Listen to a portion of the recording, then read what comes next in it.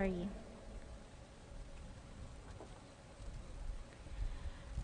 At sa misang ito, kasama natin ang mga mag-aaral ng ALS at kanilang mga guro.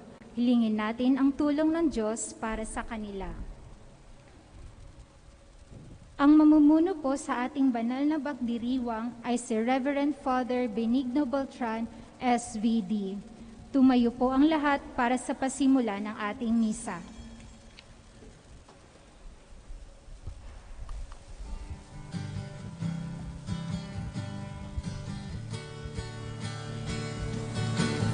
Ayan, muling magtipon, awitan ng Panginoon, sa piging sariwain, pagliligtas niya sa atin. Kaya nating alalahanin, panahon tayo'y inalipin, ng ngalan niya'y ating sambitin, aano di tayo ligapin. Ayan, muling magtipon, awitan ng Panginoon, sa piging sariwain, pagliligtas niya sa atin. Sa piging sariwain, pagliligtas niya sa atin. Sa ngalan ng Ama, na Anak, na Espiritu Santo. Amen. Biyaya na ating Panginoong Jesucristo ang pag-ibig ng Diyos sa mga liwanag ng Espiritu Santo, naway sumayinyong lahat. At sumaiyo rin.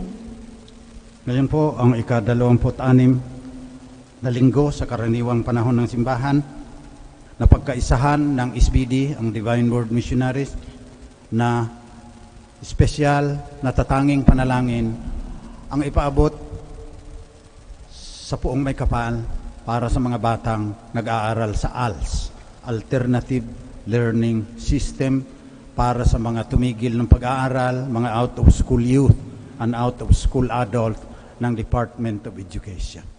Panalangin natin sila ngayon dahil hirap na noon, ngayong may pandemic, lalong gumrabe ang mga suliranin. Bago natin ipagpatuloy ang ating pagdiriwang, pagsisihan natin ang ating mga kasalanan.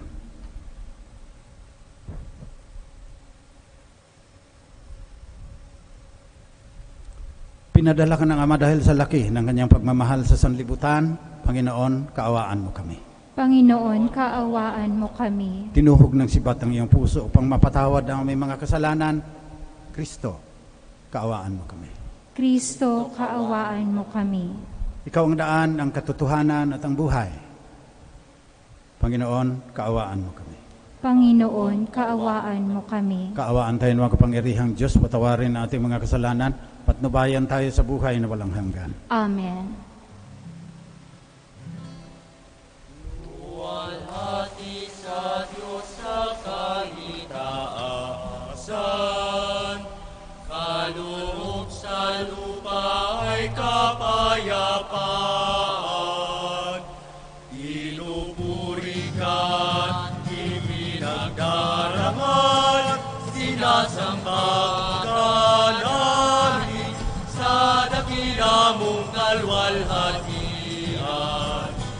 Panginoon naming Diyos, Hari ng langit, Amang makapangyarihan, Panginoong Jesucristo, Bugtong na anak ng Diyos, Kordero ng Ama, Ikaw na nag-aalis ng mga kasalanan ng sanlibutan.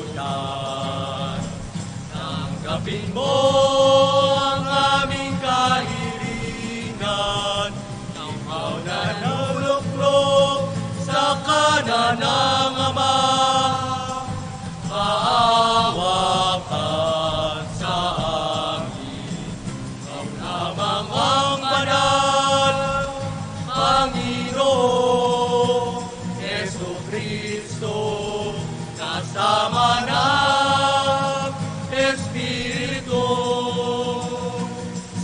luwalhati ng Ama. Amen. Amen. Amen. Amen.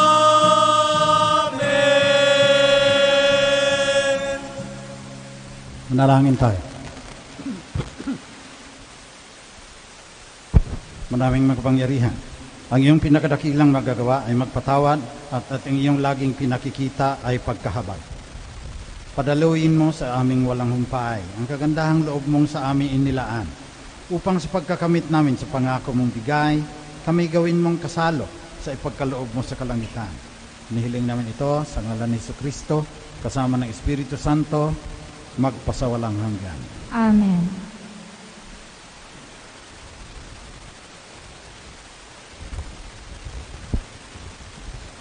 Pagbasa mula sa aklat ni Propeta Ezekiel.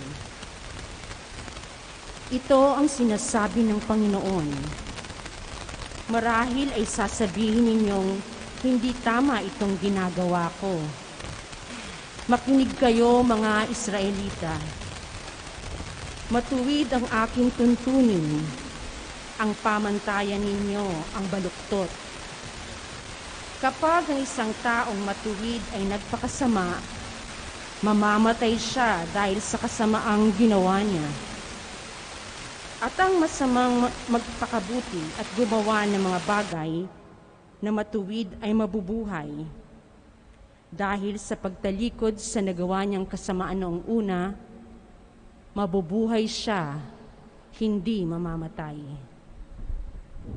Ang salita ng Diyos. Salamat sa Diyos.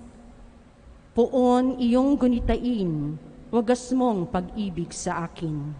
Poon iyong gunitain, wagas mong pag-ibig sa akin.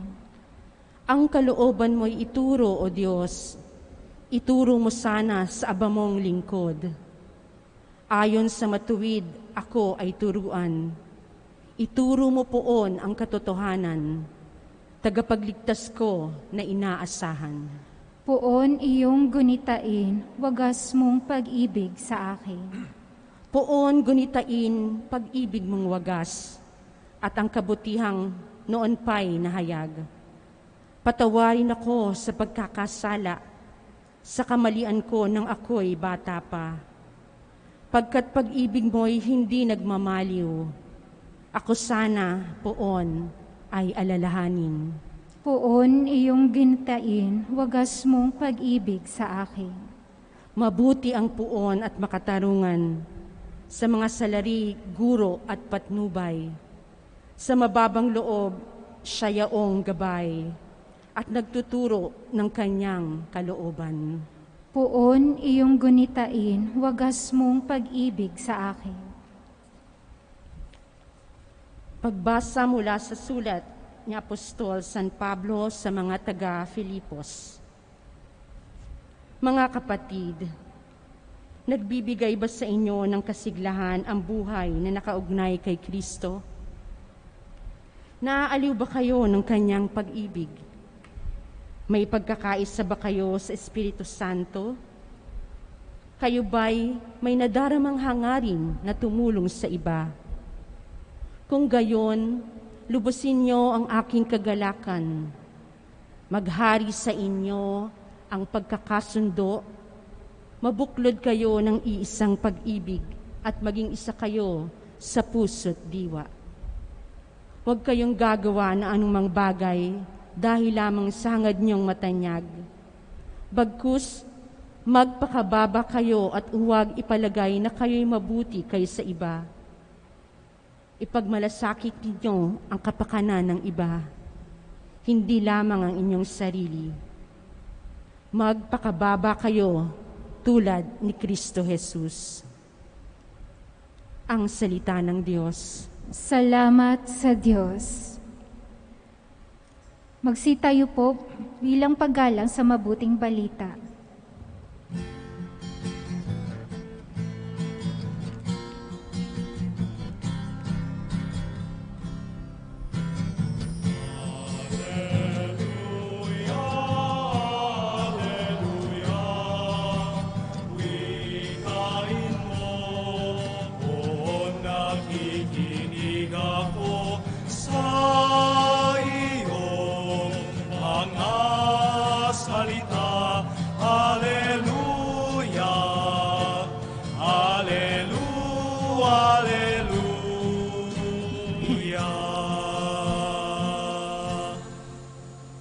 Sumainyo ang Panginoon. At sumaiyo rin. Mabuting balita ng Panginoon ayon kay San Mateo. Papuri sa iyo, Panginoon. Noong panahon ngayon, sinabi ni Jesus sa mga punong saserdote at mga matatanda ng bayan, ano ang palagay ninyo rito? May isang tao na may 2 anak na lalaki. Lumapit siya sa nakatatanda at sinabi, "Anak, lumabas ka at magtrabaho sa ubasan ngayon." "Ayoko po," tugon niya. Ngunit nagbago ang kanyang isip at siya ay pumaroon. Lumapit din ang ama sa ikalawa at gayon din ang kanyang sinabi. "Opo," tugon ito, ngunit hindi naman naparoon. Sino sa dalawa ang sumunod sa kalooban ng kanyang ama? Ang nakakatanda po, sagot nila. Sinabi sa kanila ni Jesus, "Sinasabi ko sa inyo, ang mga publikano at masasamang babae nauuna pa sa inyong pasakop sa paghahari ng Diyos. Sapagkat naparito sa inyo si Juan, pinakilala ang matuwid na pamumuhay at hindi ninyo siya pinaniwalaan. Ngunit pinaniwalaan siya ng mga publikano at ng masasamang babae. Nakita ninyo ito, subalit hindi pa rin kayo nagsisi at naniwala sa Kanya." Ito ang mabuting balita na ating kaligtasan. Pinupuri ka namin, Panginoong Hesu Kristo. It is hard for us to accept truth because it is really lies that we like to hear. Sana nakikita po yan sa monitor. Yan ang pagnilayan natin ngayon.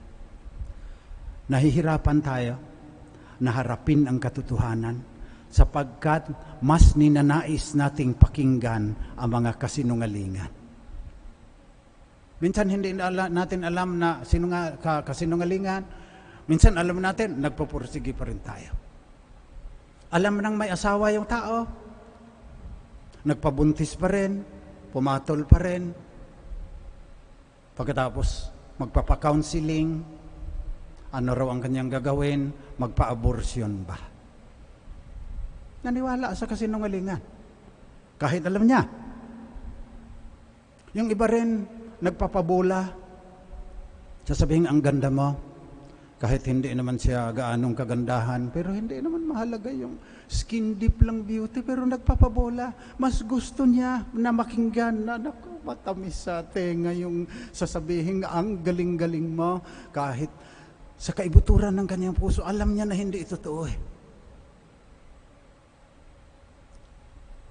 Nahihirapan tayong harapin ang katotohanan sapagkat likas na sa atin eh. Parang yun ang kasalanang mana eh. Mas gusto nating paniwalaan ang mga kasinungalingan. Patotoo na lang. Ilang beses na ang sambayan ng Pilipino naniwala sa pangako ng mga politiko.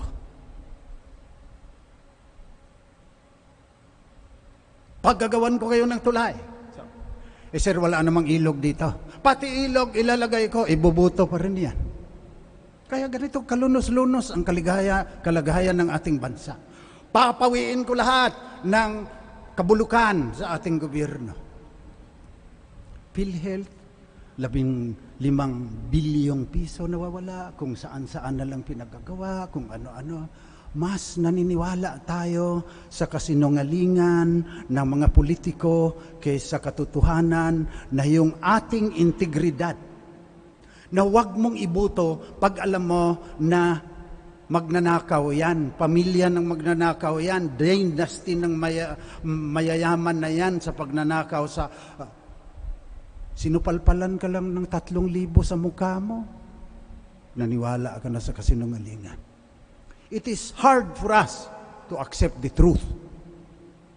We would rather, because we really like to face the lies. Eh lalo na ngayon, mas madaling tanggapin natin ang kasinungalingan dahil nakasabit na sa Facebook eh. Pag sinabit na sa Facebook, lumabas na doon sa monitor ng kaniyang tablet, totoo na yan. Sa unang pagbasa, sinabi,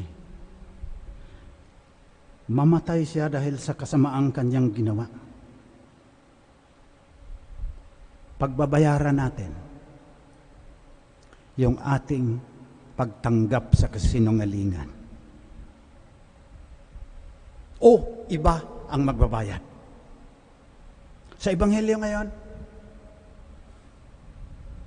yung mga Pariseo, tinuligsa ni Jesus. Dahil andyan ni San Juan. Katotohanan ang sinasabi. Sabi ng Panginoon, nakitaan ninyo ito, subalit hindi pa rin kayo nagsisi at naniwala sa Kanya. Mas madali sa atin harapin ang kasinungalingan kaysa katotohanan. Lalo na tungkol sa ating sarili. Sa ikalawang pagbasa, sinabi ni San Pablo, magpakababa kayo tulad ni Kristo Jesus. Humility po yan, hindi humiliation. Ang humility, sabi ni Saint Teresa of Avila, ay ang pagtanggap ng katotohanan tungkol sa iyong sarili. Pagbabayaran mo kung hindi. Gaya ng isang tao, binigyan ng isang talent, inilibing, hindi pinaunlad, pagbabayaran niya. Gaya ng sinabi sa first reading. So sa second reading, pag sinabi ni San Pablo, magpakababa kayo tulad ni Kristo Jesus, ang ibig pong sabihin niyan, tanggapin ninyo kung anong binigay ng Diyos sa inyo. Kasi tayo rin, mas naniniwala tayo sa katotohanan na nilagay doon. Bakit hindi ako kasing sexy nito? Ba't hindi ako kasing gandon niyan? Ba't hindi ako kasing attractive? Wala namang taong ganyan. Si Marilyn Monroe nga, isa na sa pinakamagandang babae sa buong mundo. Hindi rin matanggap. Nung nagkapiligis na siya, 35 years old, sa kanyang noo, ang sabi, hindi raw niya matanggap na napawi na yung kanyang kagandahan, naglason na ng kanyang sarili. So ganito, ang ubod, kasi matatagalan tayo kung ipaliwanag ko pa yung tinuturo ko sa mga seminariste. Ganito, ang katotohanan tungkol sa ating buhay na dapat nating tanggapin. Una, tiyak ang kamatayan. Kaya ano ka man ngayon, mamamatay ka rin, sabi ng mga Pilipino. Ayaw yung mga taong mayabang, sinasabihan ng mga Pilipino, akala mo walang kamatayan. Yan ang una nating tanggapin. Sabi ng mga Latin noon, respice finem, tignan mo ang dulo.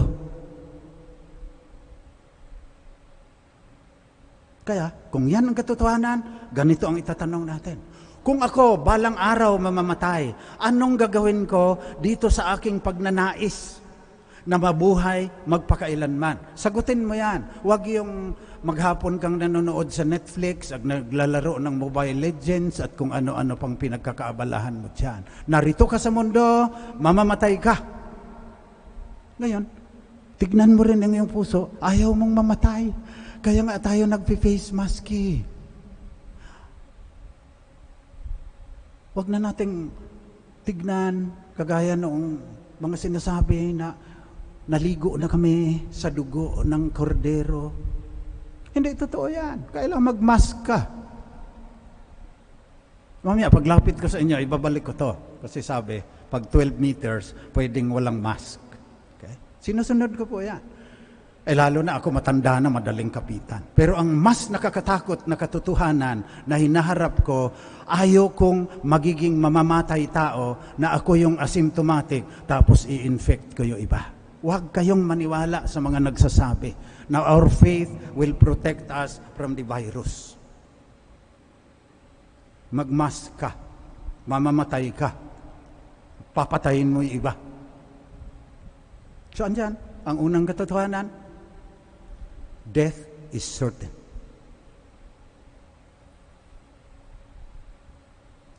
Araw-araw na mamasyal ako rito. Ang ganda dito sa Christ the King. Ang lawak.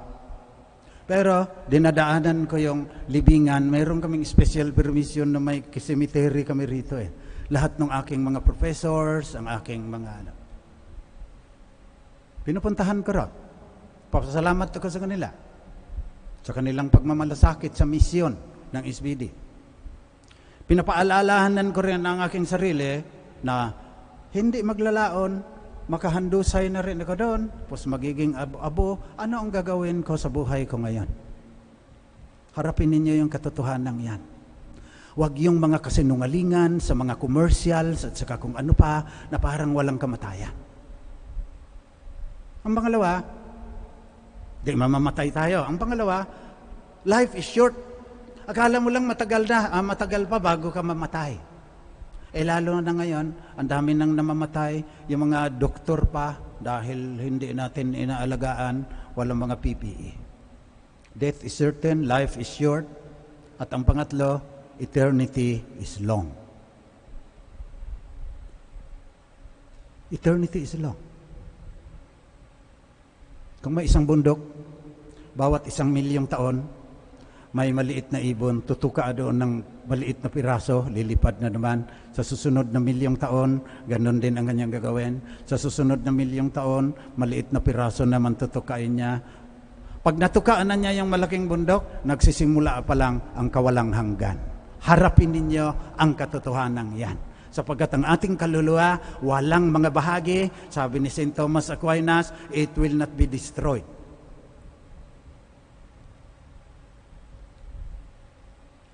Unang pagbasa. Kapag ang isang taong matuwid ay nagpakasama, mamamatay siya dahil sa kasamaang ginawa niya. At ang masamang nagpakabuti at gumawa ng mga bagay na matuwid ay mabubuhay. We will answer for our decisions now. If, after all that you have heard from the Gospels, from the priest, from all, you still persist in listening to the lies, magbabayad ka, pagbabayaran mo yan. So sa misang ito, manalangin po tayo. Na kahit sa ating karupukan, sa ating kasalanang mana, mas madali sa atin na pakinggan ang kasinungalingan, manalangin tayo kay Jesus, ang banal na diwa, na siyang daan, katotohanan at ang buhay, na harapin natin ang katotohanan tungkol sa ating pag-iral dito sa San Sinukob, kasama ang mga planeta, mga bituin, mga galaksi. Magtatanong tayo, bakit narito ako? Ano ang katotohanan na dapat kong malaman? At yun ang aking sinabi. Life is short, death is certain, eternity is long. Harapin mo yan. Yan lang formula para liligaya ka sa buhay. Sapagkat akala mo lang, naniniwala ka sa kasalanan, sa kasinungalingan, akala mo maligaya ka, panandalian lang yan. Babalikan ka niyan. At ikaw ang magiging kalunos-lunos ang kalagayan, nakakawawang nilalang sapagkat hindi tinanggap ang katotohanan, ang tunay na dahilan bakit narito tayo sa universe na ito. Sana si Jesus, ang banal na diwa, ay papawi sa lahat ng ating karupukan. At gaano man kahirap, harapin natin ang katotohanan.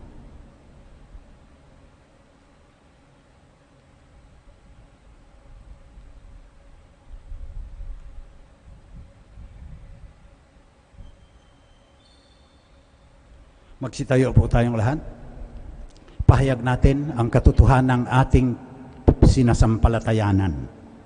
Sumasampalataya ako Sa Diyos samang makapangyarihan sa lahat, na may gawa ng langit at lupa, sumasampalataya ako kay Jesucristo, iisang anak ng Diyos, Panginoon nating lahat. Nagkatawang tao siya lalang ng Espiritu Santo, ipinanganak ni Santa Mariang Birhen, pinagpakasakit ni Poncio Pilato, ipinako sa krus ng matay inilibing, nanaog sa kinaroroonan ng mga yumao, nang may 3 araw na buhay na maguli, umakyat sa langit, naluluklok sa kanan ng Diyos amang makapangyarihan sa lahat. Doon magmumulang paririto at huhukom sa nangabubuhay at nangamatay na tao. Sumasampalataya naman ako sa Diyos Espiritu Santo, sa banal na simbahang Katolika, sa kasamahan ng mga banal, sa kapatawaran ng mga kasalanan, sa pagkabuhay na muli na nangamatay na tao, at sa buhay na walang hanggan. Amen. Panalangin ng bayan. Mga kapatid, manalangin tayo sa ating amang mahabagin na maging tapat nawa tayo sa ating pagtugon sa kanyang paanyaya upang maging karapat-dapat tayo sa kanyang kaharian. Buong puso tayong manalangin, Panginoon, dinggin mo kami. Panginoon, dinggin mo kami. Maitalaga nawa ng ganap na mga namumuno sa simbahan ang kanilang mga sarili sa kalooban ng Diyos at ng simbahan upang magabayan ang mga mananampalataya sa buhay na nakatuon kay Kristo. Manalangin tayo. Panginoon, dinggin mo kami. Nawa mapangalagaan at kalingain ng mga lider ng bansa ang mahihirap, ang mga inaapi, ang mga nasa laylayan ng lipunan upang maghari sa ating lipunan ang pagkakapantay-pantay at katarungan. Manalangin tayo. Panginoon, dinggin mo kami.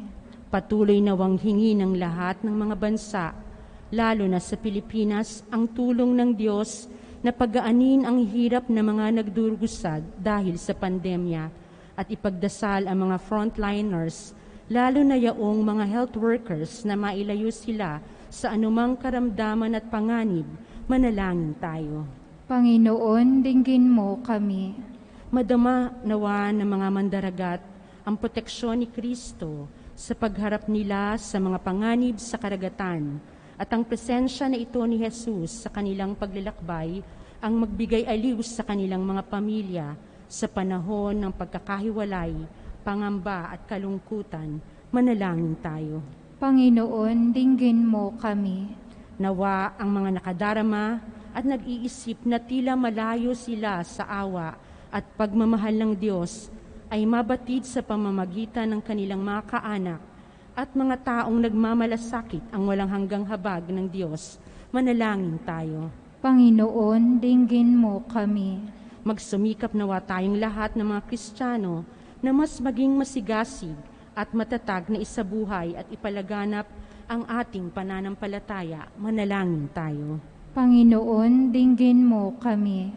Para sa lahat ng mga mag-aaral, lalo na ang mga mag-aaral ng ALS at kanilang mga guro at tumutulong sa kanila, naway gabayan at pagpalain sila ng Panginoon upang magtulungan at makamtan ang hangaring mahubog ang matotoo ang mga mag-aaral.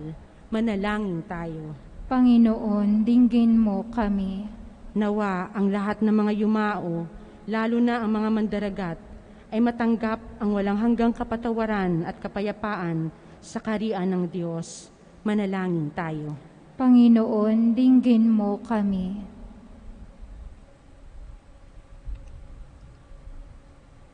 Diyos naming Ama, sa iyong pagmamahal at awa, dinggin mo ang aming mga panalangin upang magkaroon kami ng puso at isip na kagaya ng sa iyong anak. Nang sa gayon, parati kaming sumunod sa iyo sa lahat ng pagkakataon. Hinihiling namin ito sa ngalan ni Kristong aming Panginoon. Amen.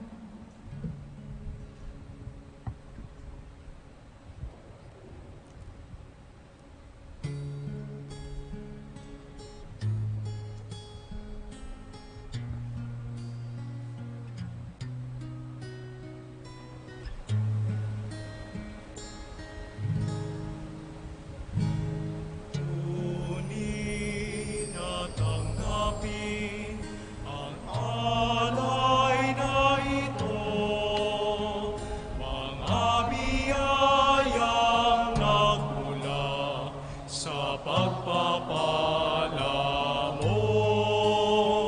Tanda ng bawat pusong pagkat inibig mo, ngayo'y nananalig, nagmamahal sa'yo.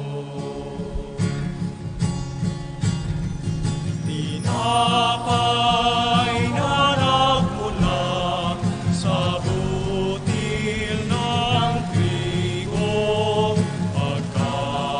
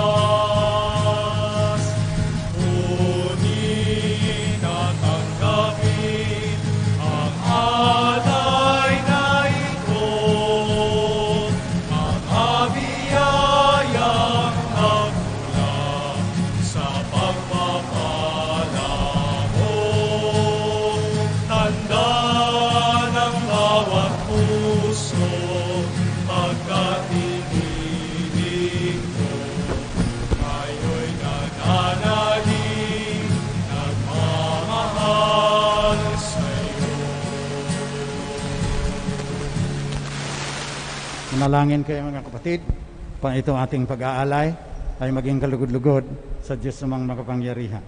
Tanggapin nawa ng Panginoon itong paghahain sa iyong mga kamay sa kapurihan niya at karangalan sa ating kapakinabangan at sa buong sambayanan niyang banal. Manaming lumikha, loobin mong ikalugod ang aming paghahandog at ito nawa ay siyang magkaloob ng iyong pagpapalang sa amin tutubos sa pamagitan ni Jesucristo kasama ng Espiritu Santo magpasawalang hanggan. Amen. Sumainyo ang Panginoon. At sa mga iyo rin, Taas sa Diyos ang inyong puso at diwa. itinaas na namin sa Panginoon. Pasalamatan natin ang Panginoong ating Diyos. Marapat na siya ay pasalamatan. Manaming makapangyarihan, tunay ngang marapat na ikaw ay aming pasalamatan. Kahit na ikaw ay pinagtaksilan ng sangkatauhan dahil mas mahal pa nila ang kasinungalingan, ikaw ay patuloy pa rin sa iyong pagmamahal. Ikaw na ang nagpuno sa aming pagkukulang, ikaw pa rin ang nagsugo ng tutubos sa tanan. Ang sugo mong anak, na siyang daan, katotohanan at buhay, ay naging di na iba sa amin, bagamat di niya tinularan ang aming pagkamasuwayin. Niloob mo ito upang iyong mamala sa aming pagkatao ang giliw mong anak, at kami tunghayan mong may pag-ibig na tulad ng pagtatangi mo sa kanya ng higit sa lahat. Ang katapatan niya sa iyong walang maliw, ay nagpanumbalik na muli sa amin ng iyong kasiyahat ng iyong pagtingin na aming iwinaksi nung ikaw ay aming suwayin. Ay kasama ng mga anghel na nagsisiawit ng papuri sa iyo ng walang humpay sa kalangitan, kami nagbubunyi sa iyong kadakilaan.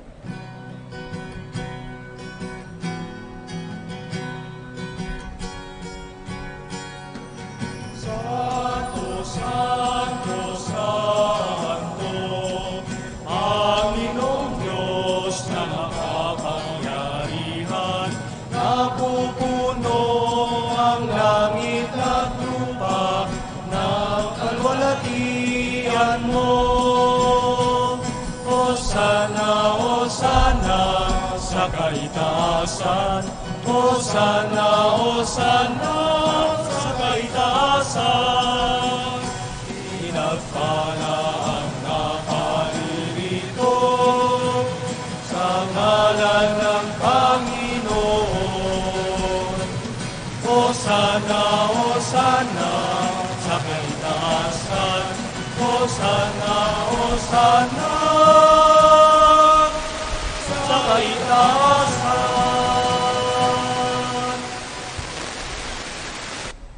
Ikaw nga, Panginoon, ay tunay na banal at sa iyo nagmumula ang lahat ng kabanalan.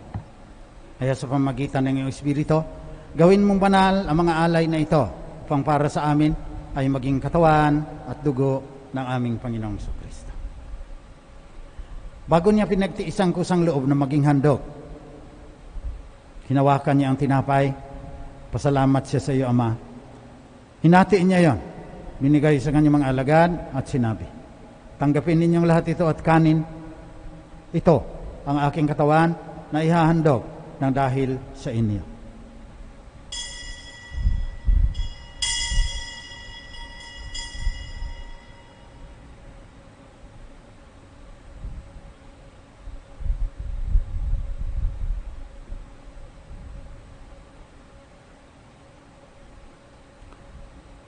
Sa ganun ding paraan, pagkatapos ng hapunan, kinuha ni Jesus ang kalis. Muli siyang nagpasalamat sa iyo, Ama. Binigay niya ang kalis sa kanyang mga alagad at sinabi, tanggapin ninyong lahat ito at inumin. Ito ang kalis na aking dugo, ng bago at walang hanggang tipan. Ang aking dugo na ibubuhos para sa inyo at para sa lahat sa ikapagpapatawad ng mga kasalanan. Gawin ninyo ito upang lagi ninyo akong maalaala.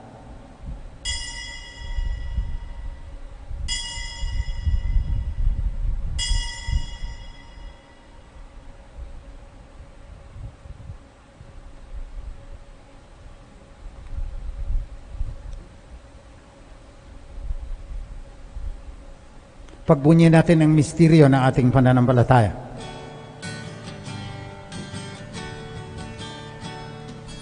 Kristo ay gunitain, sarili ay inihain, bilang pagkain inumin, pinag pagsasaluhan natin hanggang sa siya'y dumating, hanggang sa siya'y dumating. Ama, ginagawa namin ngayon ang pag-alaala sa kamatayan at muling pagkabuhay ng iyong anak. Kaya iniaalay namin sa iyo itong tinapay na nagdudulot ng buhay at ang kalis na nagkakaloob ng kaligtasan. Papasalamat kami sa iyo dahil minarapat mo kaming tanggapin sa mahal mong harapan upang maglingkod sa iyo. Pakumbabang isinasamo namin na kaming makikinabang ng katawan at dugo ni Kristo ay pag-isahin sa pamamagitan ng Espiritu Santo. Amalingapin mo ang iyong simbahang laganap sa buong daigdig. Puspusin mo kami sa pagmamahal, kasama ni Francisco na aming Santo Papa, ni Onesto na aming Obispo, at lahat ng kasapi ng sambayan ng Kristiyano sa buong mundo. Alalahanin mo rin ang mga kapatid naming nahimlay, lalong-lalo na ang mga dating guro sa ALS ng DepEd na umaasang sila'y muling mabubuhay. Kaawaan mo sila at patuloyin sa iyong liwanag.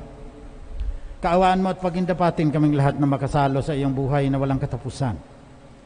Kasama ng mahal na Birheng Maria na Ina ng Diyos, kasama ng mga apostol at ng lahat ng mga banal na namuhay dito sa daigdig ng kalugod-lugod sa iyo. Maipagdiwang nawa namin pagpupuri sa ikararangal mo sa pamamagitan ng iyong anak na aming Panginoong Kristo.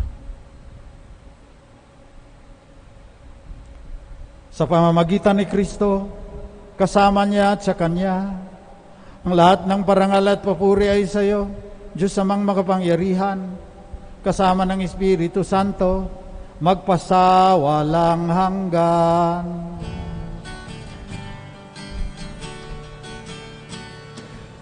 Amen, amen, amen. Amen, alleluia. Puri ng Diyos, puri ng Diyos. Amen, alleluia. Amen, amen, amen. Amen, alleluia.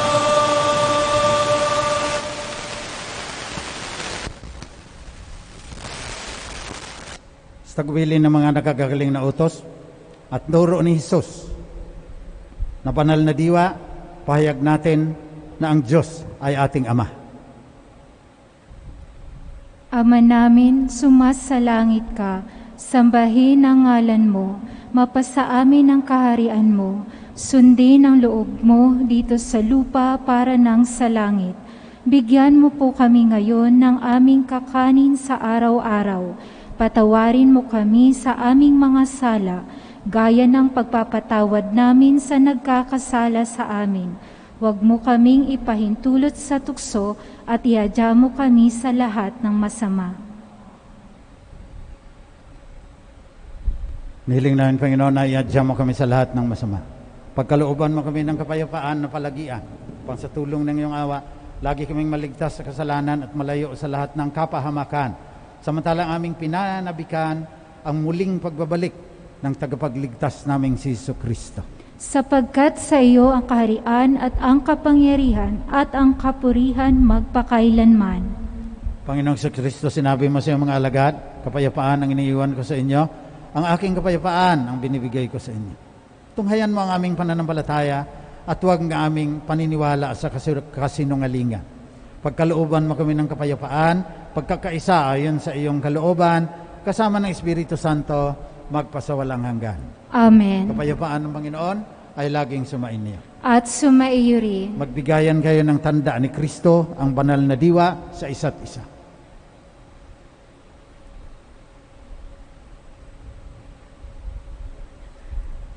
Kordero ng Diyos na nag-aalis ng mga kasalanan ng sanlibutan, maawa ka sa amin.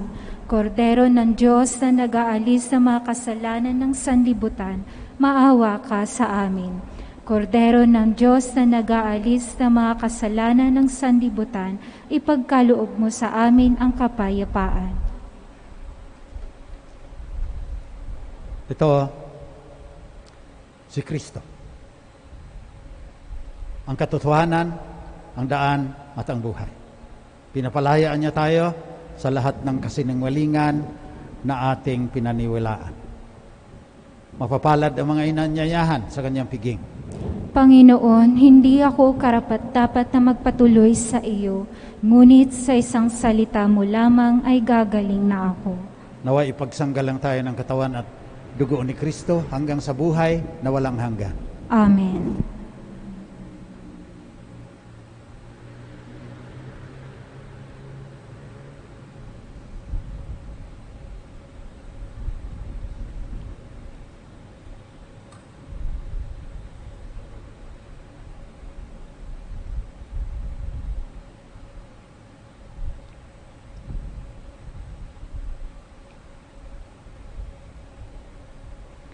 Espiritual na pakikinabang. Aking Jesus, nananalig ako, ikaw ay nananahan sa pinakabanal na sakramento. Mahal kita ng higit sa lahat ng bagay, at nais kong tanggapin ka sa aking kaluluwa.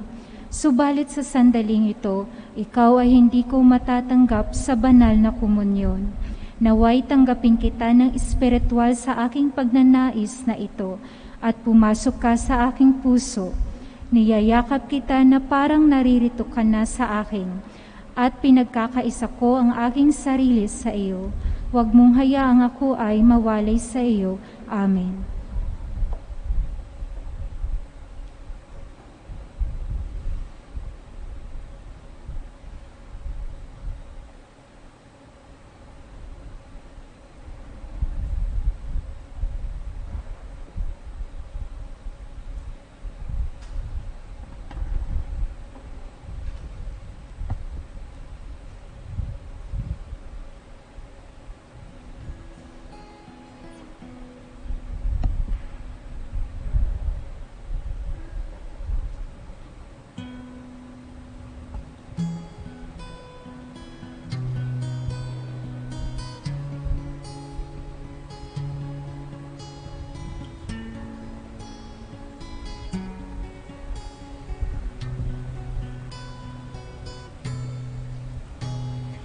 Sino man sa akin nananahan, mananahan din ako sa Kanya. At kung siya'y mamunga ng masagana, siya sa ama'y nagbigay ng karangalan. Ngayon, kayo'y aking kaibigan. Mulaho sa tuwingan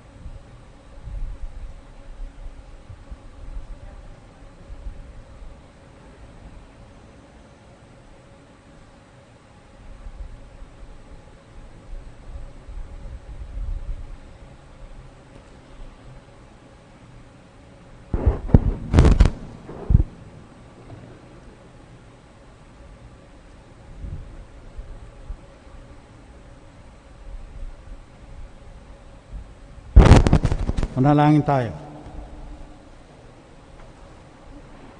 Manaming mapagmahal, ang aming banal na pagkikinabang ay magdudulot nawa ng kagalingan sa aming katauhan upang kami matanggap ang katotohanan, talikdan ang lahat ng kasinungalingan sa aming buhay. Hinihiling namin ito sa pamamagitan ni Jesucristo, kasama ng Espiritu Santo, Diyos magpasawalang hanggan. Amen. Oratio Imperata. Magsiluhod po. Makapangyarihan at mapagmahal na Ama, lumalapit kami sa iyo sa aming pangangailangan upang hilingin ang proteksyon laban sa COVID-19 na nagpapahirap sa marami at kumikitil ng maraming buhay. Nagmamakaawa kami, mapagmahal na Ama, nagabayan mo ang mga taong nag-aaral kung saan nanggaling at sanhi ng epidemyang ito at sa mabilis na pagkalat nito. Gabayan mo ang mga kamay at isipan ng mga eksperto sa medikal na maaari silang maglingkod sa mga may sakit na may kakayanan at pakikiramay. At sa mga gobyerno at pribadong ahensya ay silang dapat makapaghanap ng lunas at solusyon sa epidemyang ito. Iligtas mo kami sa lahat ng uri ng karamdaman. Pagalingin mo po ang mga may sakit at buhayin mo sa amin ang pagkakawang gawa upang kalingain namin ang bawat isa. Hinihiling namin ito sa pamamagitan ni Jesucristong anak mo na nabubuhay at nagahari kasama mo at ng Espiritu Santo, iisang Diyos magpasawalang hanggan. Amen. Mahal na Birhen, mapagpagaling sa mga may sakit, ipanalangin mo kami. San Rafael ang Arkanghel, ipanalangin mo kami. San Roque, ipanalangin mo kami. San Lorenzo Ruiz, ipanalangin mo kami. San Pedro Calungsod, ipanalangin mo kami. San Arnold Jansen and Joseph Reynaldo Mitz, ipanalangin mo kami. Magsitayo po. Sumainyo ang Panginoon. At sumaiyo rin. Pagpalain kayo na mapagmahal at makapangyarihang Diyos, Ama, Anak, at Espiritu Santo. Amen. Tapos ng misa, dalhin ninyo ang katotohanan ni Kristo. Salamat sa Diyos.